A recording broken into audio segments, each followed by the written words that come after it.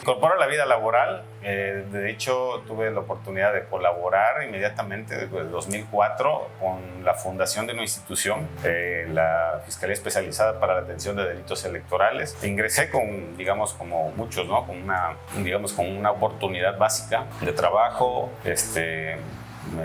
Ingresé como capacitador en un área que tenía como propósito hacer un programa de prevención del delito. Era la idea de formar cultura política, cultura de legalidad electoral. 2014 todavía era un panorama distinto de lo que vivimos. Yo lo puedo reconocer y lo puedo ver en el sentido de que recuerdo cuando hicimos los primeros diálogos con partidos o servidores públicos en ayuntamientos, decirles lo que sí se podía hacer y lo que no, y que podía haber consecuencias, pues era todavía un tema cultural, ¿no? De decir, oye, no puedes utilizar vehículos para campaña, no puedes ocupar de tu tiempo, ¿no? Y había todavía, digamos, dinámicas distintas. Entonces, romper con eso sí era una cuestión interesante. Me refiero a ir, decirles y entender que en la forma en cómo se hacían las cosas, eso pues, no se conocía o no se concebía, ¿no? Entonces, entrar a decir, oigan, pues hay esta cuestión, o sea, poder incurrir en una responsabilidad, ahora hay una institución especializada, etcétera. Pues era una dinámica que además se fortaleció con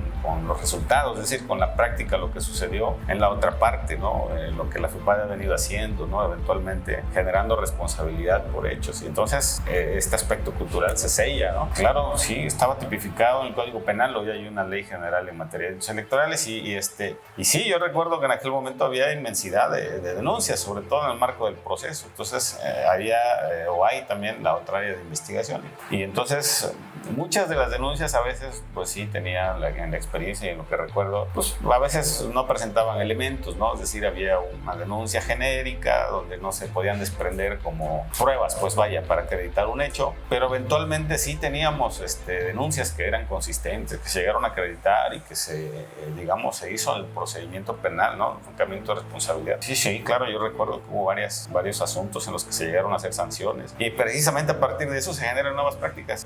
Los primeros procesos electorales, por ejemplo, había todavía mucho la dinámica de la toma de los consejos distritales por inconformidades, ¿no? Por los resultados. Tú sabes, había retenciones de funcionarios, etcétera. Entonces, en los primeros ejercicios hubo investigaciones, se concluyó que sí hubo afectaciones, ¿no? A la función electoral porque se impedía o porque se retenía a los funcionarios. Entonces, empezar a hacer ese tipo de ejercicios después cuando hubo procesos, procesos penales me refiero, en el siguiente proceso electoral esas dinámicas fueron modulándose. O sea, después había manifestaciones, pero ya no retenían funcionarios ni impedían los pasos, ¿no? O sea, había manifestaciones con otra connotación. Y así en otros aspectos, ¿no? Entonces, si hay efectividad, a veces, digo, yo hago esta reflexión, la gente espera un efecto general, ¿no? Total, pleno, pero pues a veces en la realidad lo que se nos presenta es un efecto particular que junto con otro, al final lo que va dando es una conciencia, ¿sí? Y que va generando una transformación de la realidad. Es decir, pudo haber hechos que no se sancionaron, pero los que se denunciaron y se investigaron sí lo hicieron. Y a partir de eso hay efectos locales, ¿no? Y que juntos, en la suma del tiempo, pues van generando nuevas formas de convivir. Yo lo veo así. Y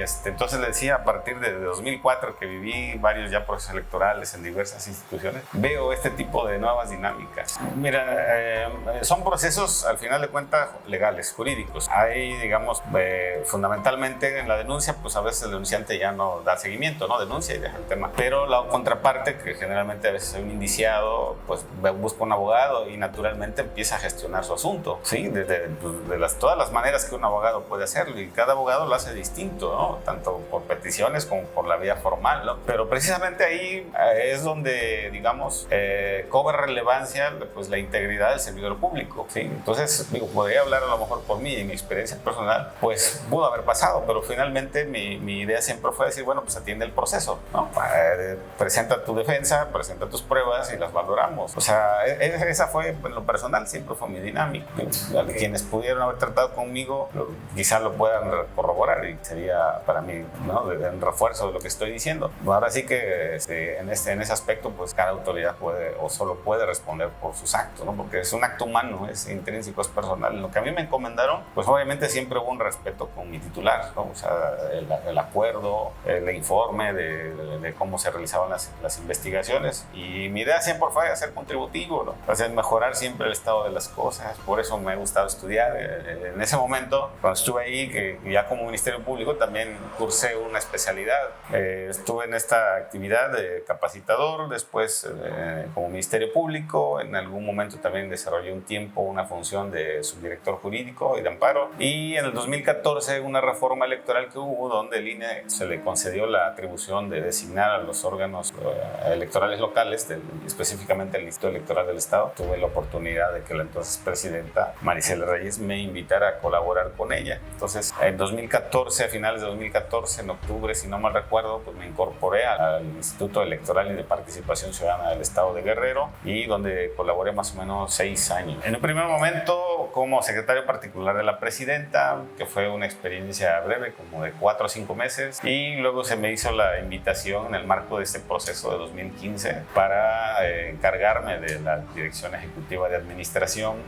Digamos, fue mi primer acercamiento con el tema del ejercicio de recursos públicos. Lo desarrollé por 3 años, me tocó colaborar allí en ese marco del proceso electoral de 2015, complicado si recuerdas por el tema de la desaparición de los 43 alumnos de la Escuela Normal de Ayotzinapa, y entonces pues fue una experiencia también intensa por esa cuestión, pero también en lo personal y lo profesional de mucho crecimiento, porque pues tuvimos que tener las aptitudes y las actitudes en ese espacio que se nos encargó para precisamente responder a esta realidad y pues apoyar desde ese espacio a la organización de la elección.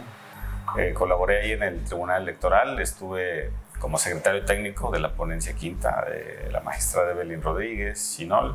También desarrollé una función como capacitador e investigador, y finalmente en el último instante como auxiliar. Pues yo siempre digo que nadie lo sabe todo, ¿no? Siempre hay áreas de aprendizaje, ¿no? La vida nos coloca en ciertos puntos, aunque tengas mucha teoría, práctica más bien es donde esta especie de engarce, ¿no? Bueno, he hecho estudios, y sin embargo, pues sé que hay aspectos donde hay que fortalecer. Le decía yo, pues ahora sí que la vida me ha dado esta doble función, ¿no? Yo me especializo en lo electoral y he hecho algunas funciones, pero también he estado en el tema administrativo, ¿no? Administrador de recursos del instituto, 3 años, y luego otros 3 más como coordinador de planeación. Entonces, pues he ido conjugando estas cuestiones y al final de cuentas eso me da una cierta experiencia, pero también estoy consciente que hay que fortalecer. Siempre hay nuevos retos.